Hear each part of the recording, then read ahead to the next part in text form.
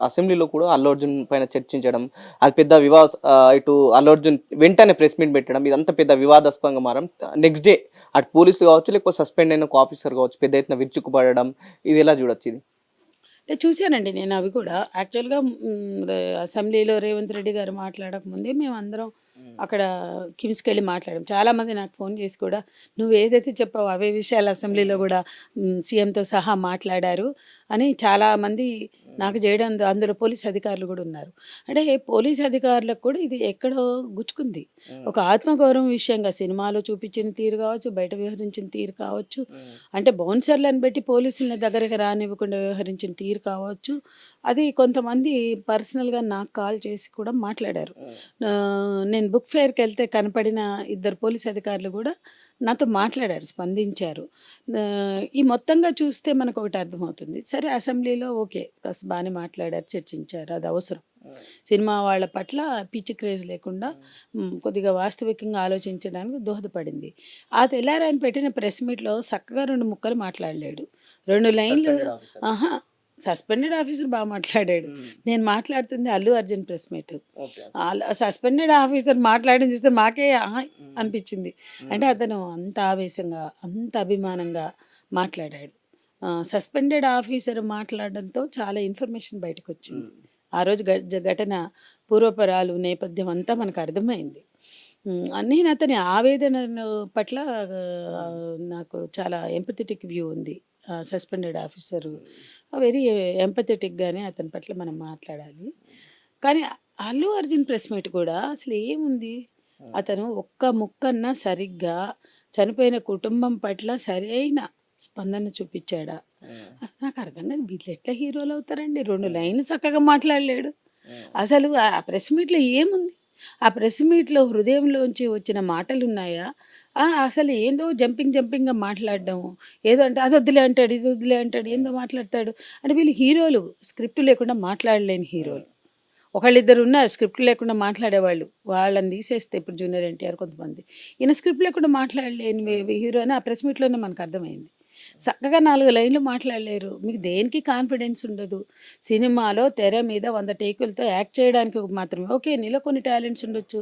Dance చేయొచ్చు. నువ్వు స్వతహాగా ఎదిగుండొచ్చు. దాన్ని మనం గౌరవిస్తాం.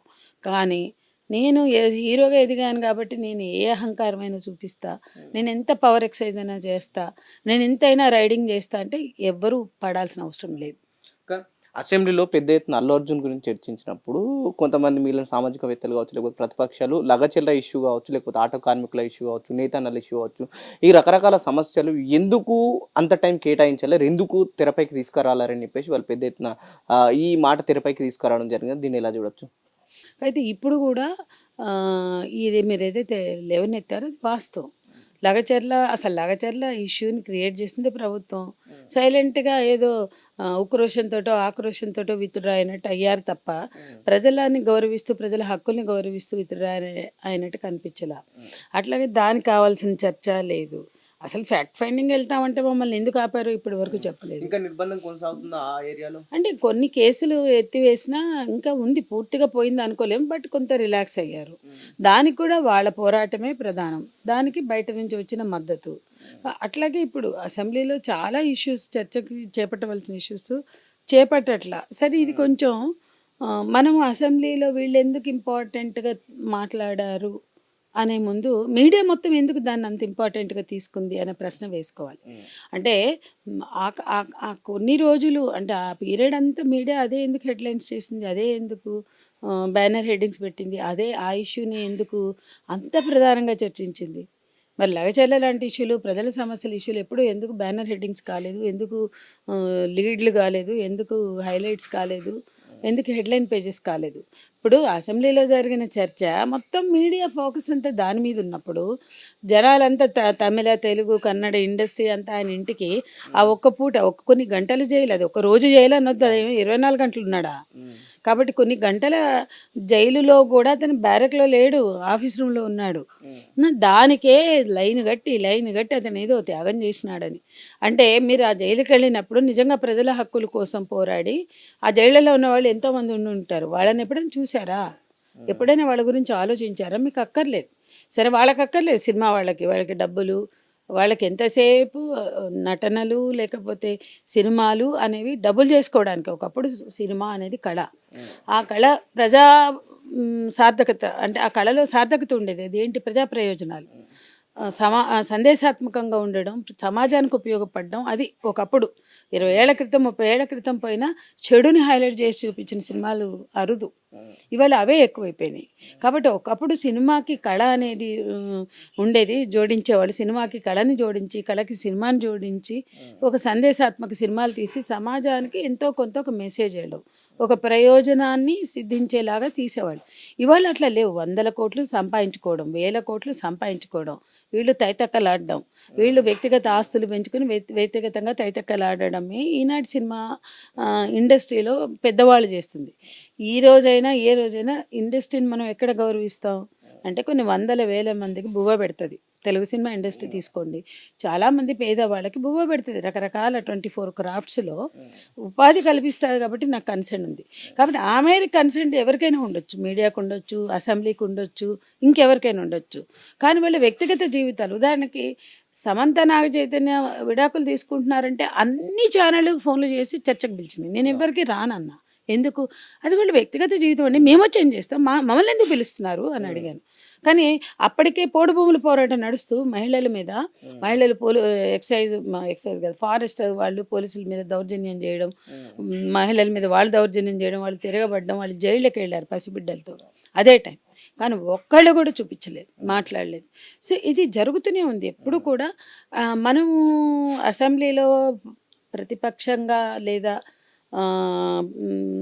మీడియాగా లేదా ఒక పౌర సమాజంగా ప్రశ్నించేటప్పుడు ఎక్కడి నుండి డిజైన్ చేయబడుతున్నాయి లేదా ఎక్కడ ఏ లక్ష్యంతో నడుపుతున్నాయి అని కూడా చూడాలి.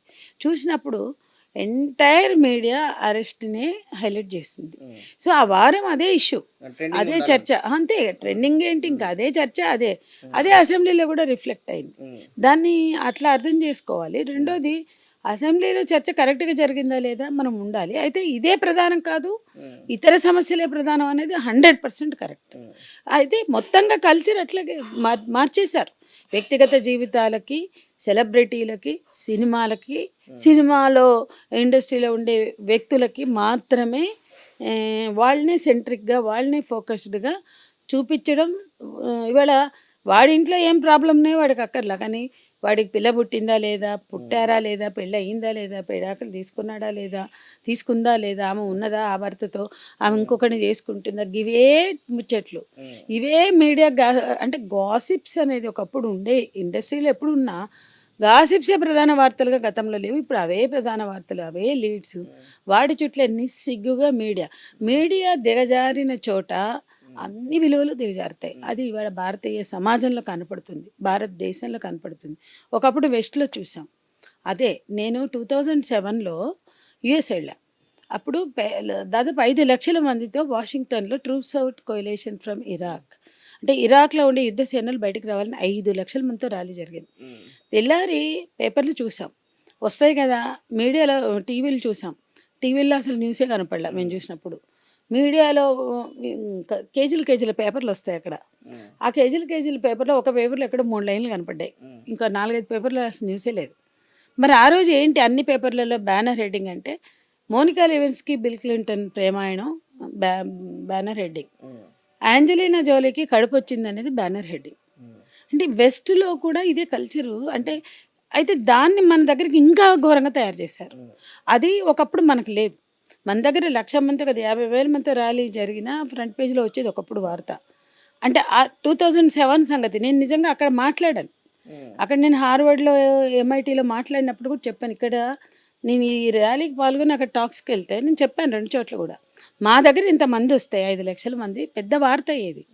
ఇక్కడ వార్తే లేదు. అంటే మొత్తం పెట్టుబడిదారీ సమాజంలో మీడియా ఎట్లుంటుంది. ఏనాడో కవి చెప్పాడు, పెట్టుబడికి కట్టుకథలకి పుట్టిన బిడ్డలే పత్రికలు, పుత్రికలే పత్రికలు, ఛానళ్ళు అని.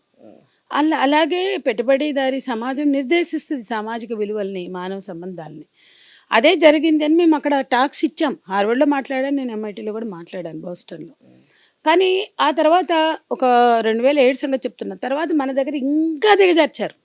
ఇంకా అంటే ఇంకా ఘోరంగా అంటే మీడియా మొత్తం క్యాపిటలిస్ట్ సొసైటీ ప్రయోజనాలు నెరవేర్చడానికి ఉంటుంది అన్నట్లుగా ఇక్కడ రాజకీయ ప్రయోజనాలు క్యాపిటలిస్ట్ సేమ్ వెస్టర్న్ మీడియాలో ఉన్న చెత్తంతా తెచ్చి ఇక్కడ రుద్దుకుని ఇక్కడ ఉన్నంత బూజు కూడా కలిపి ఇవాళ ప్రయోజనం లేని మీడియాగా తయారైంది.